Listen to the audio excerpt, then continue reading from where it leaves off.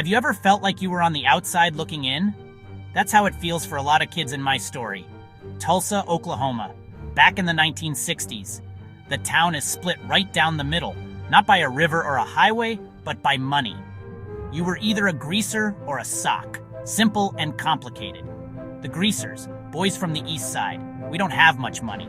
Slick our hair back with grease, blue jeans and t-shirts, maybe a leather jacket if we can get one. Known for being wild, a little rough around the edges. Life isn't easy on our side of town. We have to be tough to survive. We get jumped by the rich kids, the socks. People look at us and see hoods, trouble, guys you wouldn't want your sister to date. They judge us by greasy hair and worn out clothes, but they don't see what's on the inside. We're a family, a pack. We stick together no matter what. When you don't have much, friends who stand by you are everything. On the other side live the socks, short for the socials. West Side rich kids. They seem to have it all. Fancy cars, Mustangs, Corvairs. This story is about when these worlds collide one fateful night. It's about the fights, the fears, and sometimes a sunset looks the same from the east side or the west side. The heart of our gang is the Curtis family. There are 3 brothers, and they've been on their own ever since their parents died in a car crash. The youngest is Ponyboy Curtis. That's me. I'm 14, and I'm a little different from the rest of the guys. I like to watch movies and read books. I do well in school, and I'm what you'd call the quiet, observant type. My oldest brother is Daryl, but we all call him Derry. He's 20 years old, and he's had to grow up way too fast. He was a football star in high school with a college scholarship waiting for him, but he gave it all up to work and keep us brothers together. He works 2 jobs, and he's always trying to keep me out of trouble. Sometimes it feels like he's too hard on me, that he doesn't care. We fight a lot, but deep down, I know he's just scared of losing another person he loves. Then there's my other brother, Soda Pop. He's 16 going on 17, and he's handsome as a movie star. Everyone loves Soda. He's got this easy charm and a happy-go-lucky attitude that can light up a room. He dropped out of school because he says he's dumb, but he's not. He just understands people and life in a way that I don't. He works at a gas station with his best friend, Steve. Soda is the glue that holds our family together. He's always stuck in the middle between me and Derry, trying to keep the peace. He listens to my problems and understands Derry's worries. Our gang wouldn't be complete without the rest of the guys. 2-Bit Matthews is the oldest of the bunch and the wisecracker. He's famous for his prized black-handled switchblade and for shoplifting. Then there's Steve Randall, Soda's best friend. Steve is cocky and smart. He knows everything about cars and he's tough in a fight. He's been Soda's buddy since grade school, but he sees me as a kid, a tag-along. They're all part of our strange, broken, but loyal family. If every greaser gang has a pet, I guess Johnny Cade is ours. He's 16, but he looks younger, small for his age. Big, black eyes, eyes that always look a little scared, like a puppy that's been kicked too many times. His father is always beating on him. His mother ignores him, except when she's screaming at him. The gang is the only real family he's ever had. He's my best friend. Quiet, sensitive, gentle. He wouldn't hurt a fly, but life made him see the worst. A few months before the story, Johnny got jumped by a group of socks.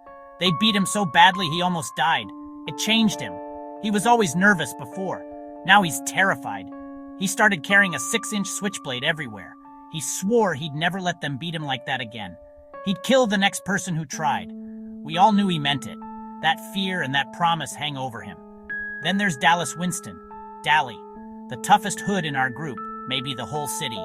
Dally is different, harder, colder, meaner.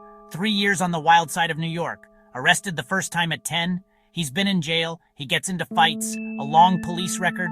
Bitter hatred for the world. He doesn't seem to care about anyone. Proud of his reputation. He does what he wants, when he wants. But one person he does care about, Johnny Cade. He sees something of himself in Johnny, an innocence he lost. That connection between them is one of the most important in the whole story. You can't understand the greasers without understanding the socks. To us, they're just the rich kids who get all the breaks. They jump us for fun. They wreck houses. They throw beer blasts. They get away with it because their parents have money and influence. They look down on us like we're dirt. They see our greasy hair and our tough attitudes. They hate us for it. The main socks we get to know are Bob Sheldon. Bob drives a blue Mustang. He wears a handful of rings. He's handsome. He's rich. He's popular. To Johnny, he's a nightmare. Bob led the gang that beat Johnny up so badly. Those rings left the scars on Johnny's face. Bob seems like the perfect villain. Arrogant, cruel, entitled. Then we meet Cherry Valance. She's a sock cheerleader. She's Bob's girlfriend. She's pretty. She's popular. She seems to have a perfect life. At the drive-in, I realize she's different. She's not afraid to talk to us greasers. She's kind. She's willing to listen. She tells me things are rough all over. She explains socks have their own problems, different from ours. They're supposed to be cool and sophisticated. They hide their feelings. They never let anything get to them. Cherry becomes a bridge between our worlds. She sees the good in people. We all watch the same sunset, no matter what side of town we're from. So why do these characters, these greasers and socks from a small town in the 60s, still matter so much today? It's because their struggles are timeless. We all know what it's like to feel like an outsider. We all know what it's like to be judged by how we look or where we come from. Ponyboy, Johnny, Dally, the others are more than just characters in a book. They represent the fight to be seen for who you really are. They show us that your background doesn't have to define your future. They are a reminder that everyone has a story worth telling. The relationships between these characters are what make the story so powerful. The bond between the Curtis brothers shows the fierce, complicated love of family. Derry's sacrifice, Soda Pop's loyalty, Ponyboy's struggle to understand them is something many of us can relate to. The friendship between Ponyboy and Johnny is the heart of the story. These characters also teach us a valuable lesson about empathy. The labels we put on people are just that, labels. They hide the complex person underneath. The story pushes us to look beyond those labels to find the common ground we share with others. By remembering them, we learn to be a little more golden ourselves, to stay sensitive and hopeful, even when things are rough all over.